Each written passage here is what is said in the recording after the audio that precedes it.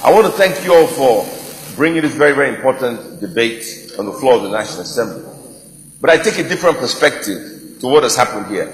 You have to go back in history to understand why there was a civil war in the first place, and 50 years later, why the same people are agitating for independence. In '66, we had the first coup, where it was alleged that the Igbos wiped out northern leaders in the military. Second coup, Gawan took over, and there was a lot of bloodshed, killing the Igbos. Igbos were killed in the north. They moved back to eastern Nigeria. Ojukwu became head of state, declared a nation called Biafra. The war started. We fought for 3 years. The war was over, and southeastern Nigeria and eastern Nigeria, as it was called, was integrated into Nigeria. That is the background. Now, when the war was over, I asked the Vice President of Nigeria a fundamental question. There are two questions asked. One, why did you erase the Bight of Biafra from the map of Nigeria?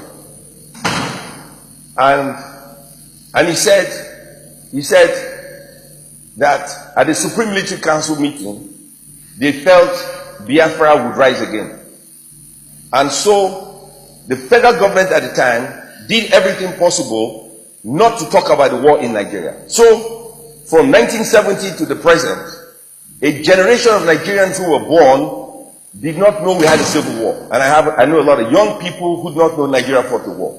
This policy of being an ostrich and not addressing issues is counterproductive. If you lived in America, you know you had the Vietnam War, which happened at the same time as the Nigerian Civil War. You had the Korean War, you had the First World War, you had the Second World War. You have all kinds of wars. And they talk about it all the time. If you watch the Discovery Channel, you can see all the wars in the world. And the reason they televise these wars is so that you can learn from the mistakes of others, so that you do not become a fool and make the same mistakes and fight again. And so here we are 50 years later, talking about something that could have been avoided if the federal government at the time understood the value of history. So one, we erased the Civil War from our consciousness.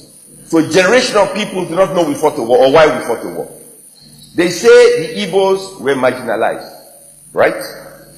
They fought the war, they lost. Today, they are the most industrious people in the country today. They are the richest Nigerians in the country today.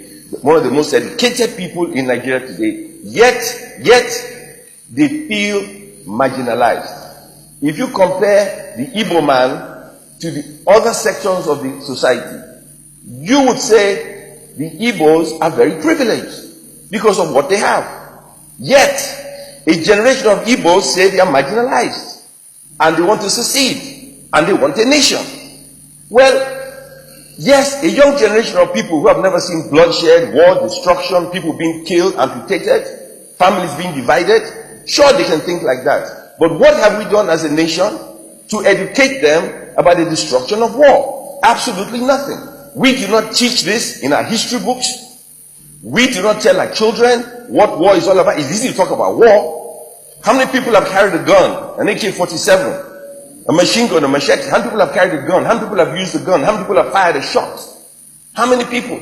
Those who talk about war, those who talk about bloodshed, those who talk about confusion, have never carried a gun. So how do they know how people die? Have they seen blood? And yet here we are debating a subject that we as a nation should understand. The educational system does not teach it, and our people do not understand it, and the federal government of Nigeria do not recognize it. And so my position is different. If the federal government do not recognize a fundamental problem in our educational system, a fundamental problem on how television is viewed across the country, then we have a fundamental problem. And we must address the problem at the source. What is the problem? We are the problem. It could be Biafra today.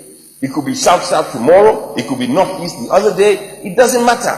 The problem is we are not addressing the problem that unites or divides us. And this must be addressed. Our educational system is one of the worst I've ever seen in anywhere in the world. It is terrible. Our policy on information makes no sense whatsoever. And here we are talking about an impending crisis. A lot of people forget. I don't know. I'll be quick. How many people remember December 31st, 1983, when there was a military coup. A lot of people forget. I was in the office of Punch newspaper, Oluwabodere.